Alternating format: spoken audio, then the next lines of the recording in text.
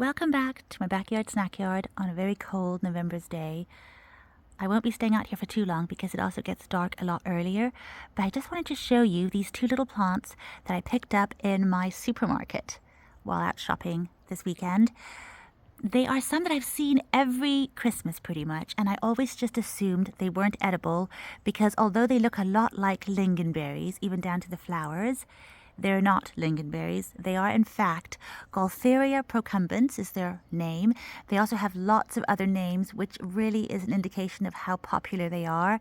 They're also known as festive teaberry, or just teaberry in general, as Christmas wintergreen, or just wintergreen in general, as checkerberries as well, and there were a whole host of other names that they go by. So they're very popular berries people like to use as decor, Christmas decor, or also as just foraging fruits. But they have a very unique flavor in that they really taste minty.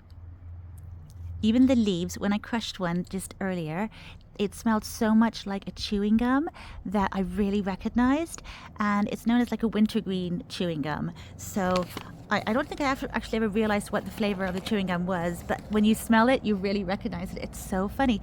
So this herb, I suppose, or the berries themselves, are always used sort of as an addition to other things. Like they're also used in root beer, lots of gum, and other sort of like herbal things too, because it does have a really minty flavor to it, even though they're not in the mint family.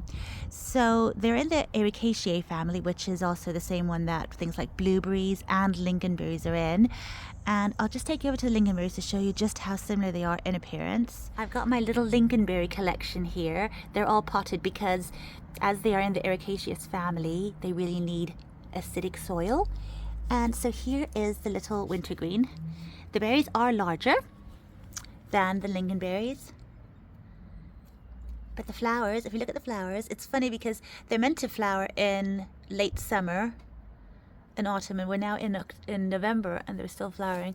But like here's a little late lingonberry flower, and you can see, it does look really similar to these little guys, which again do look a lot like blueberry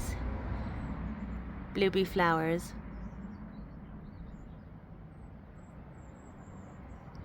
And the leaves just look a bit bigger, and the berries themselves just look a bit bigger.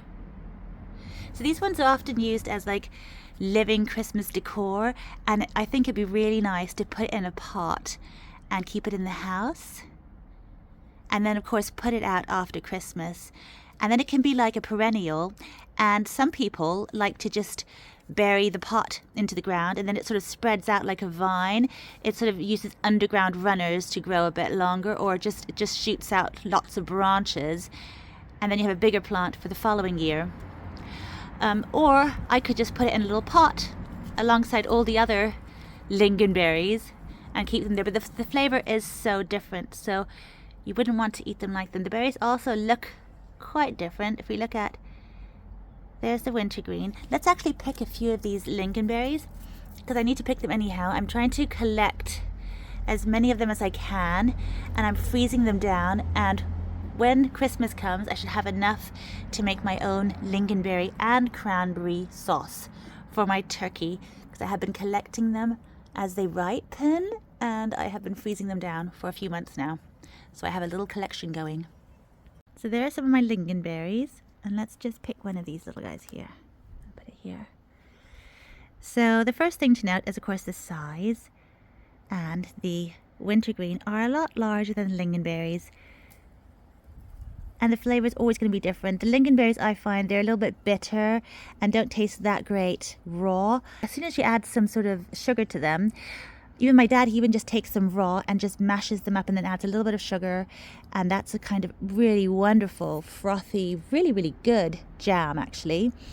But sugar just really transforms the berries, the lingonberries themselves, whereas the wintergreen are just different in that they are so minty.